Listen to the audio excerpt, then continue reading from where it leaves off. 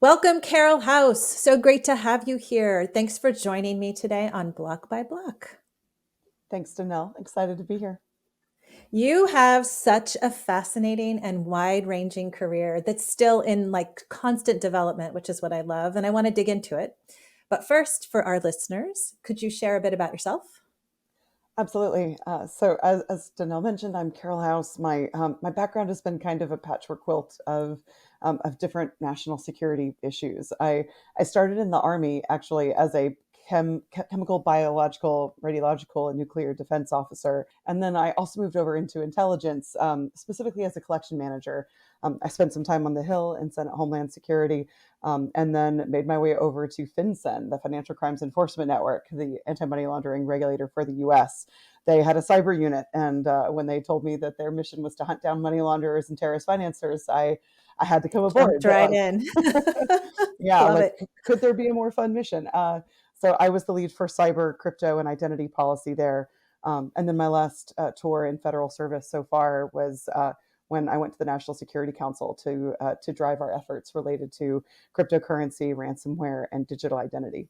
I loved when you were. I love where you are right now too, by the way. But I loved when you were in the White House and when you were in and when you were working with the NSC because it really. I knew that we had someone who really understood it and had paid attention to it, and so it was super helpful to have that vantage point. It's something that I think we forget when we're on the operating side is that having that kind of education on staff just makes such a huge difference. So Oh, that's so nice. Thank you, Janelle. I appreciate that. I agree that having the tech background is really helpful footing to not find things like cyber and cryptocurrency intimidating. I've seen that too frequently, where either tech people can often make things sound very difficult, or even when they're trying to make things attainable for others, some people just get too intimidated by the technology. And I think having that grounding on the tech side certainly made it much easier to look on the policy side and figure out how to step back and create a tech neutral framework. I know it seems a little inconsistent that to do tech neutrality, I think you have to understand the nature of the tech first. oh, for sure. And I think that's such an important piece of it.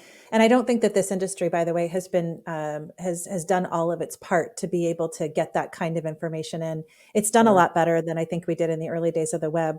But I do think that we have a lot of room to improve there and more operators talking just about like the value of the products that they're building actually delivers a lot more opportunity space for us to really educate and move forward in this space. You had such a unique vantage point in terms of being able to understand both the implications of crypto being exploited on the illicit side for the crime side, but also its potential benefits in the crimes piece too, and in those investigations. So this leads me to your time like during at FinCEN. So what was that experience like? What was the general sentiment towards crypto and blockchain at the time? And like how did you sort of approach like that role that you had? Yeah. Well, I'll say that I went over to FinCEN because I met another colleague who was working on countering illicit finance related to proliferation issues, which, as a chemical officer, that really intrigued me. And then finding out that they had a cyber shop and hunting down cyber criminals really interested me, since most cybercrime is for the purposes of making money, or to steal or leverage monetizable data, to then eventually conduct fraud, or extort people through ransomware or some other kind of cyber enabled extortion. So coming into that, I was so curious. And I think just the most incredible people in government are sitting in FinCEN who really understand and have been looking at cryptocurrency, and distributed ledger technologies for such a long time. Even looking at digital currencies before cryptocurrencies existed, like Yeah. e-gold, for example. So those people that I came aboard with really inspired me, because they encouraged experimentation and diving into the tech, and also helping me understand how to examine suspicious activity reporting and look at illicit financing trends. Since in the military, I'd certainly seen illicit activity trends, but had never really understood the kind of black box from my view about how the money supports it all.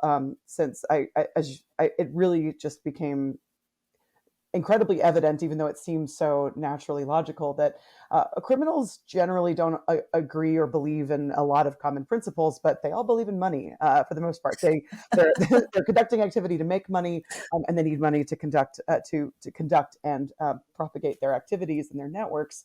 Um, So that was great. There is kind of a natural evolution, I think, a maturity model that happens in Yeah, inside of policymakers that are looking at crypto. Like at first, it's sort of ignoring it, and like who would care about funny money and wouldn't want to use a dollar to launder and or to use for payments, et cetera. And then going, oh my gosh, bad guys use it. You know, ransomware as a service, sophisticated ecosystems really wouldn't have that's right. existed Yeah. and grown to their highly sophisticated and complex levels without having cryptocurrency exist in its current state of implementation. So that can cause a lot of people to get very interested in it as a national security threat, and then also to look at some of their options. And without deeper focus, that can lead some to think, gosh, should this be It's all prohibited, bad. banned? Yeah. It's all bad, yes.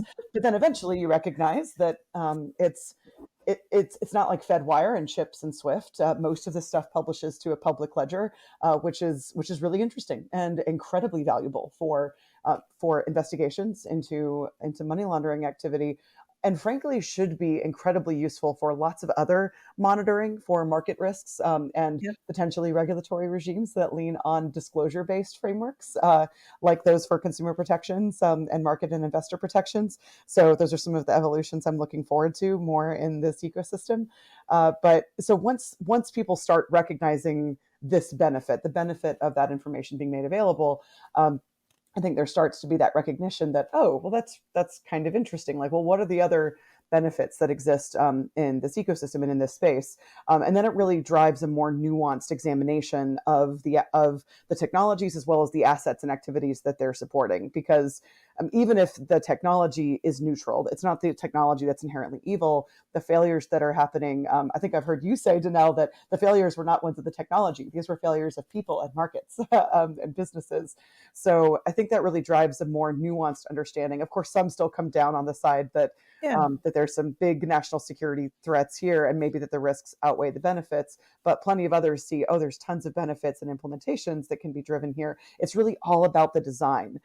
So then most of us end up looking towards what are the levers, whether through regulation, enforcement, encouraging innovation, and subsidies and grants and research and development and standards. What are the right levers to drive the kinds of market evolutions in the fintech and the regtech that are needed to make sure that those implementations do account for the kinds of controls that are needed? Yeah, it's such a push and pull. It's so interesting because as I was listening to you, I was thinking about when I think you've met Candace Kelly. She's our chief legal officer, and Candace and I She's were law school wonderful. classmates. Yeah, she's amazing. But when I first came to her and said, "Look, I want you to consider taking this role at the foundation," she was like, crypto," and I was like, "Look, I want you to do your own homework." And I gave her a bunch of information. And the funny thing is, somebody who's been so involved in investigations and investigations with respect to money laundering or any kind of criminal activity that's leveraging illicit finance, you recognize the value right away. And Mhm. so it's part of it's a really interesting evolution of just like, oh, wait, yeah.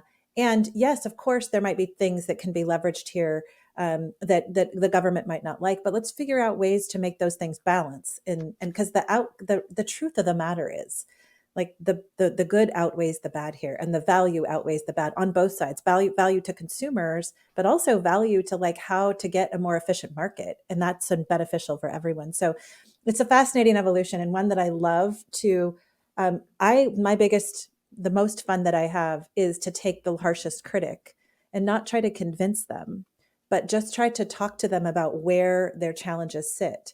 Because then you can eventually provide information to them rather than trying to convince them in the discussion, but providing that information that allows their own evolution is one of my most favorite things to do I love as we that. approach things. Yeah. I love that. That's why I mean I think that you, Danelle, and Stellar honestly have played a big role of being some of the people trying to drive more like pointed conversation about how technologies like and implementations of DLT can meet and solve those policy challenges. It's not ignoring those policy challenges and stating, dare to regulate our disruption. It's saying, okay, we need to look very seriously at what these challenges are, examine what the real challenge is, because sometimes the challenge may actually have a different root cause than is That's right. understood by some of those, but then figuring out how the technology actually can have a lot of the features, or how you can implement the technology to allow for other controls, whether technical, operational, or governance, that can help meet those objectives that defend communities and users and markets. Well, and part of the challenge that I think we have is that it's hard to listen sometimes, and the listening that needs to happen on both sides. And so that's why Yeah. I will talk to any critic, anybody who's very down on crypto. You can name the regulator or the policymaker, and I'm happy to have that conversation. Again, not to convince, but to understand like why those sentiments are so strongly held by them. And it's just the best way to approach how to solve a challenge that we have, which is really getting people to understand that the technology itself isn't the challenge. And the technology itself has never once failed. It's the implementations and the things that we can see in the end that are really driving value. And I do think that one of the challenges that we have with respect to this technology is the fact that the technology has sort of been on its own, sort of trying to drive itself, and the secondary market has been sort of the driver of the focus, right? And the Yes. technology hasn't been the difference is that normally product drives technology. And we're seeing that now. Finally, for the first time in the last like year or so in the blockchain space, we see more and more product development and more focus on the underlying product versus the secondary market. That's how we're going to get to mainstream, and that's how we get to solving problems. But it is because of that secondary market, which is valuable, and I'm not being critical of it, but it's because of that the technology wasn't being built through product as much as it would have been in the early days of the web, for example. Oh, I love that. I love that narrative, highlighting Yeah. that like there's been a shift of technology, driving the product to instead the other way around, which I think is right. That meets the call that so many regulators and others, and not just in the U.S. but elsewhere, that people in TradFi also have been calling for, related to what is the use case. So I think it'll help to evolve a lot of those conversations. Yeah, I think that's a beautiful observation, Danelle. Yeah, well, and I think that's the challenge and the opportunity, because I always like to see the both sides of it. The opportunity is for us to really show that. And so much of what you've done, for example, I mean, I just don't think that people can see how much of an ally you were to getting to the right answer in your role as the director for cybersecurity and secure digital innovation to the White House National Security Council, so the NSC, because I think that your having that understanding and that knowledge really helped to drive a lot of good conversation. So why don't you tell us a little, for those who aren't familiar, what is the NSC and what is its purpose? Absolutely. And first, I'll thank you for that characterization of me as an ally. I do feel that way about the technology generally. Of course, that doesn't. I'm not particularly drawn to or loyal to one particular asset, but the technology deserves its time for development. And I also feel that it speaks to the fact that regulation isn't here to crush innovation and to crush this technology. I recognize that there may be some implementations that I think are very fair, and I'm sure will be part of our discussion. But essentially, the anti-money laundering frameworks are there to defend the people that want to exist in this system. And I think that there has to be an understanding that it's a bell curve, that regulation does produce confidence in markets and the kinds of conditions that will enable wider adoption. And so I think that to a certain extent, regulators actually are trying to save the sector, more than trying to crush it, at least more so than they're given credit for. So thank you. The National Security Council, though, which was the most incredible opportunity of my life, and it was so much fun. It's the policy council for driving national security policy across the interagency.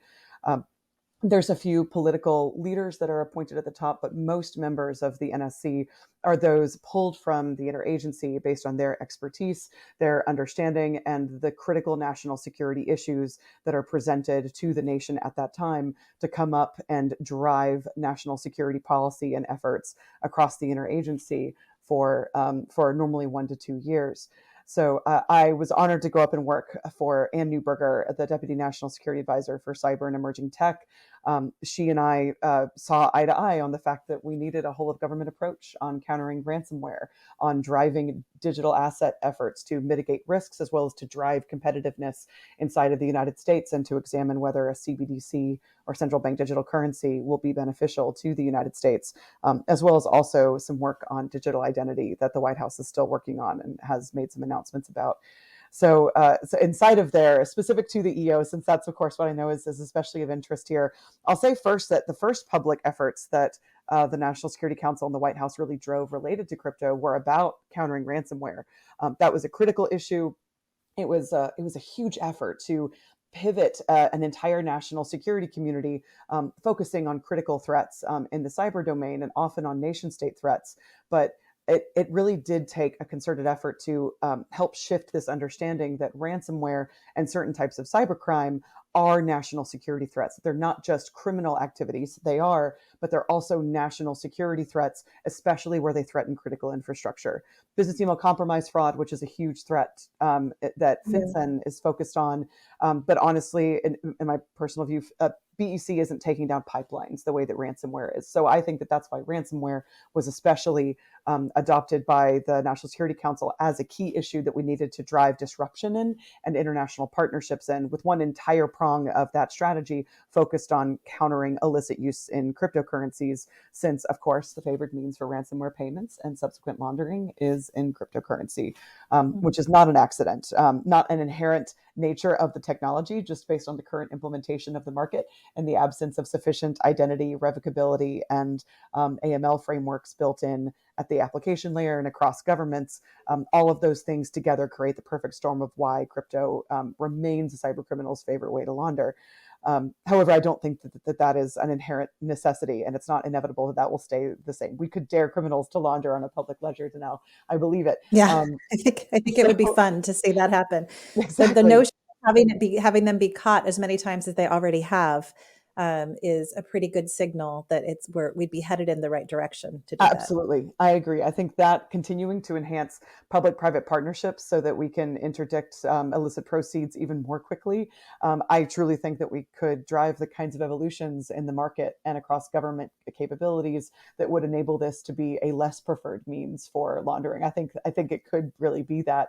Um, Very easily. It's hard to say easy when it means implementing FATF standards across over 100 jurisdictions that still have not done so. But we understand what those markers are, that are needed for evolution in industry and government.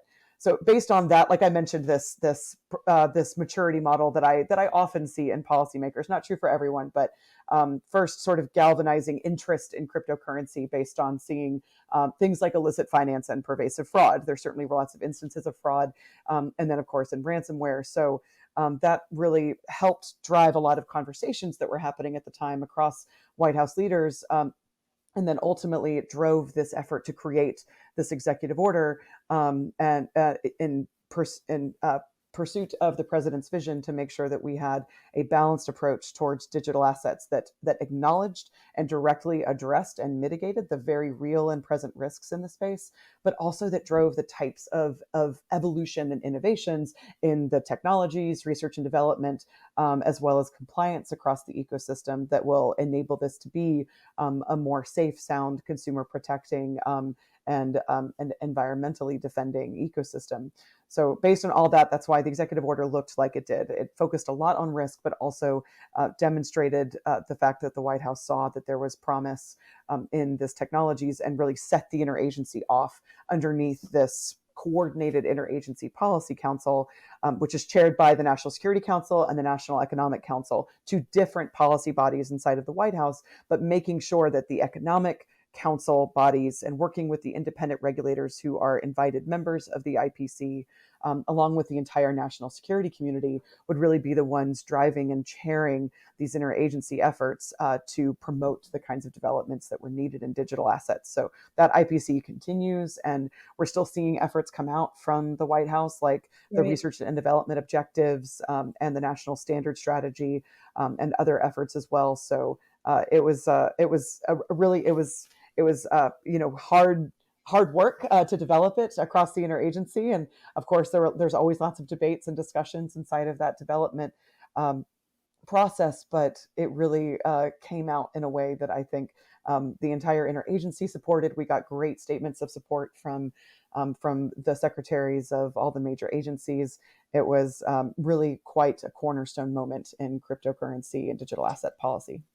I think it was too. And I don't think a lot of people understand the process there was a lot of engagement with industry and engagement with a lot of different players. And I don't mean individuals. What I mean are different sectors of the industry, which I think is a really important thing for folks to understand. And so I think the output was very balanced, and it definitely still offered questions and still raised concerns.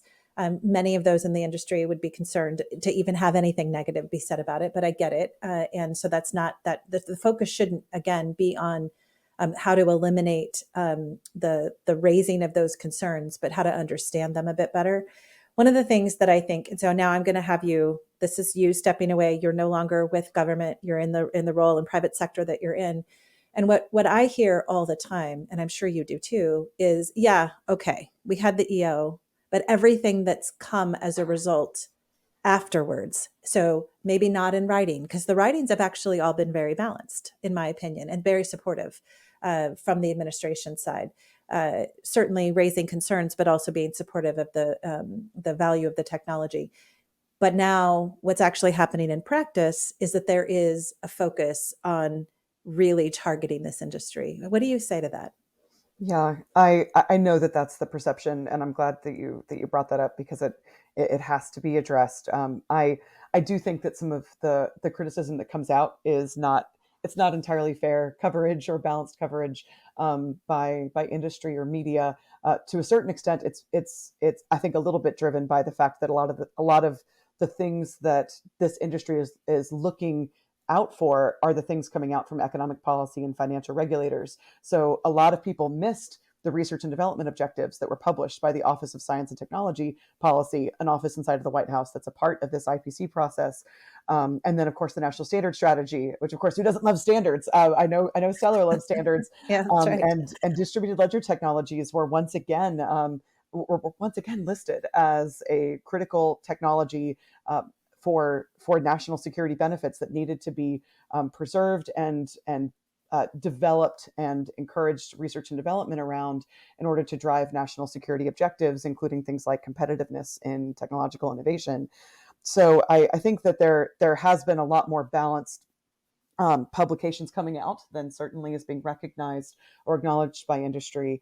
I am sympathetic when they see reports like what came out from the Council of Economic Advisors, who are a brilliant group of economic counselors and advisors, a pseudo independent advisory body that produced this report. They always do, and of course they focused very much on the risks presented by cryptocurrencies. There were a few statements in there that I certainly don't agree with, like some of the statements about distributed ledger technologies not proving any benefits. I certainly wouldn't have characterized that way. But I also think it requires looking at what that policy body is and what their equities are.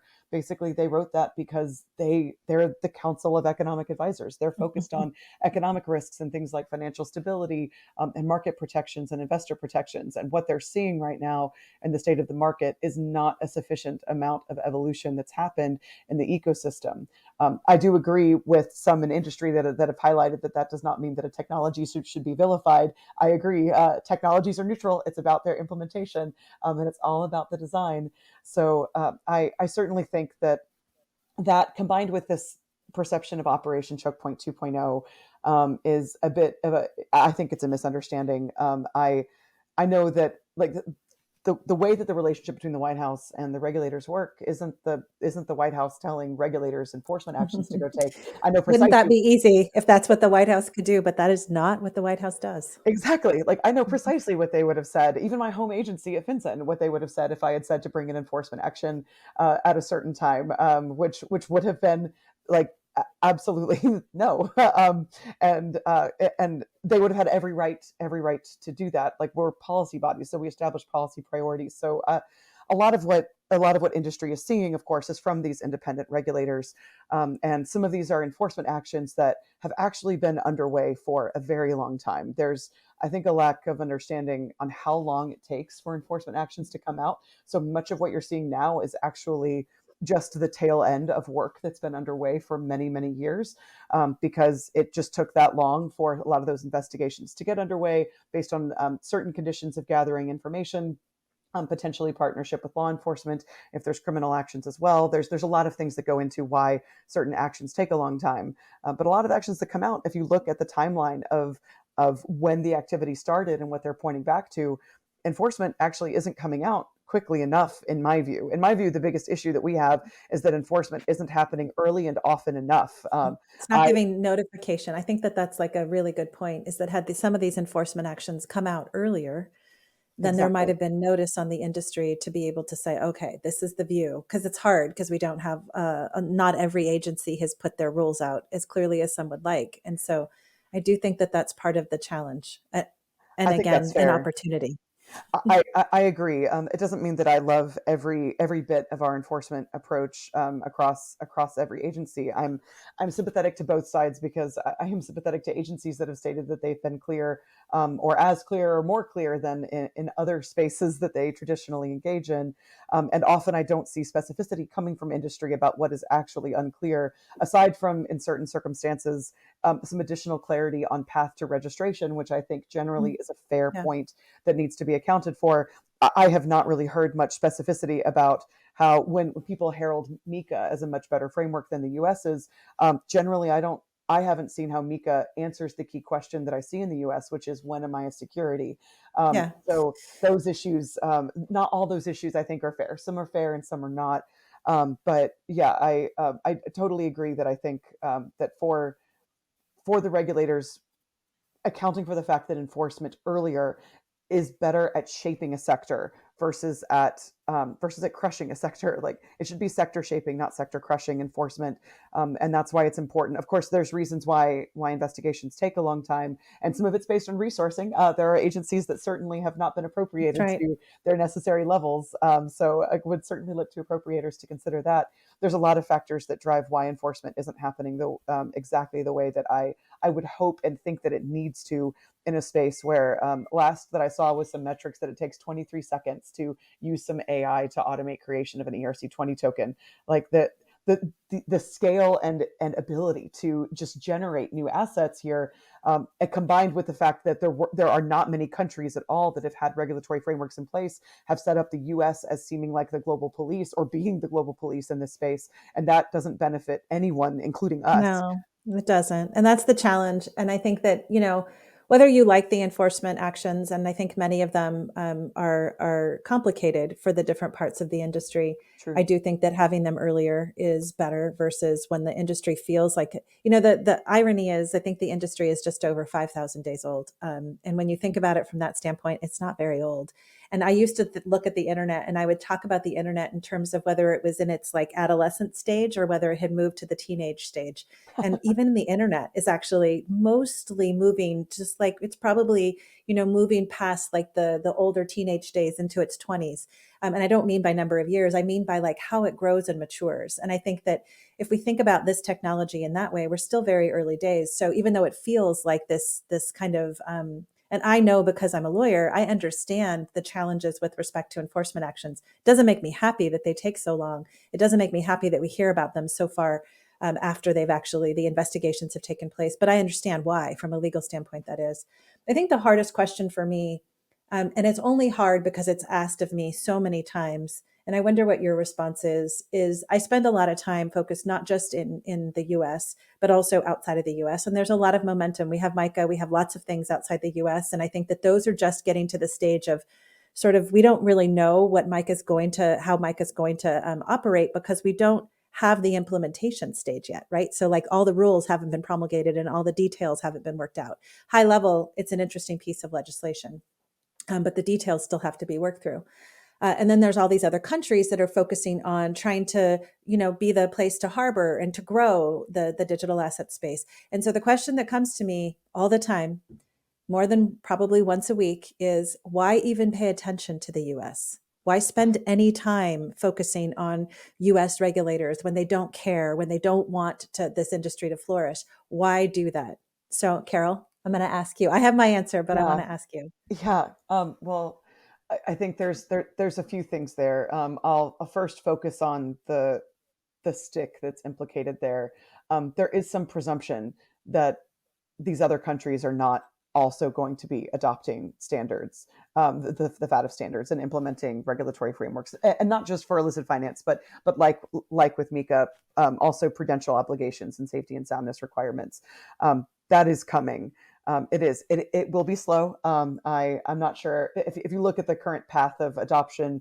I think it would probably take another 40 or 50 years for at the same rate of adoption of the FATF standards across countries, if you have the same rate of adoption that's happened so far based on the public reporting. Of course, I don't think it will be linear adoption. I think it'll probably be a little bit more logarithmic or so.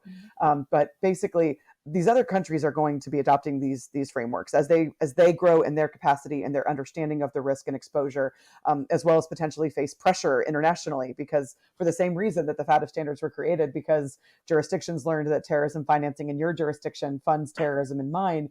There's a reason why we saw that in the world of payments we needed international frameworks, and especially in these ecosystems where these things inherently cross borders, or often called borderless, that it is the international frameworks are even more necessary.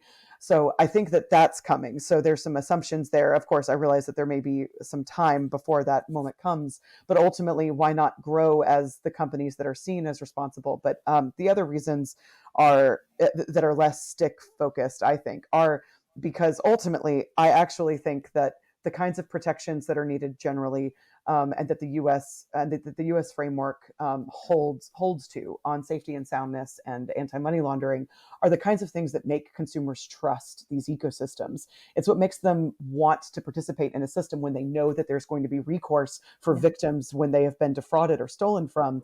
And the current ecosystem and marker of these networks is not having those kinds of controls inherently built in. That combined with the fact that the U.S. market is a great one. We have incredible innovators in technologies and those who will be driving great applications, and a huge consumer base also that are very attractive. So I think based on all of that, there's a lot of reasons to focus on the U.S. Because there will be a lot of great innovation that's driven here. So there's reasons to continue to operate inside of the United States. Those things also need to be accounted for by regulators, though, and I do understand that it doesn't benefit like my old AML framework or a sanctions framework if these things are not U.S. persons or subject to our frameworks by operating wholly or in substantial part in the U.S. Yeah, I agree with all of that. I actually think you described the stick part really, really well in terms of thinking about what these countries are going to eventually have to develop around, and they will. It comes, and so part of it is we need to be engaged in every region that we can be to be talking about these, and ultimately, and I love the innovation that the U.S. Has been able to develop over time. But even if you just get to the base level fact that if you're going to want to have US customers engaged in some of the work that you're doing and be able to leverage your amazing products that you've built, you're going to have to engage with US regulators, like it or not.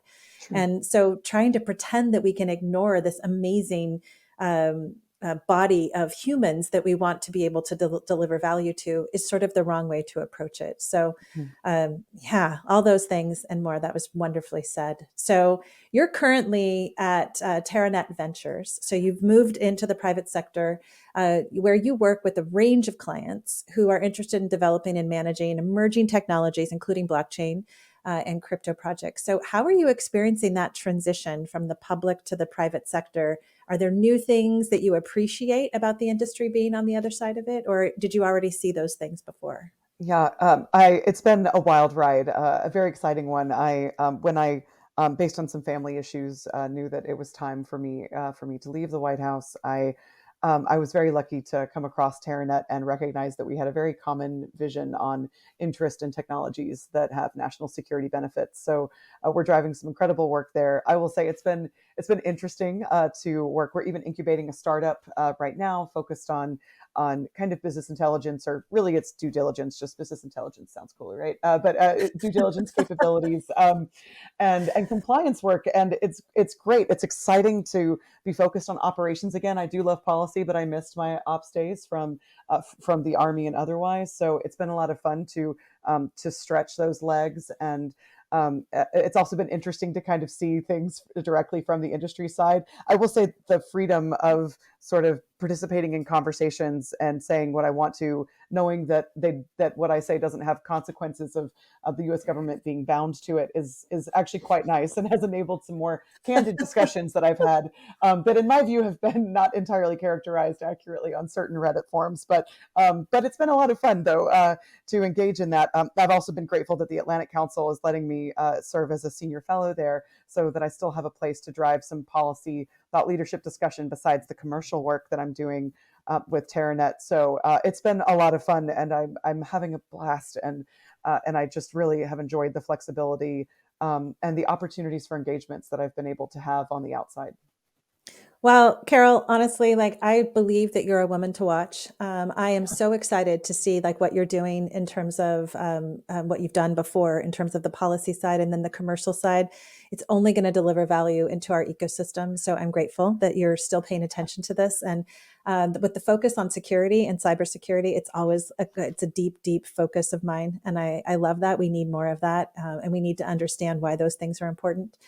Because I think not a lot of people want to spend time there, and they shouldn't have to. They should just be able to consume products and knowing and understanding that they're safe. And so it's a really important piece.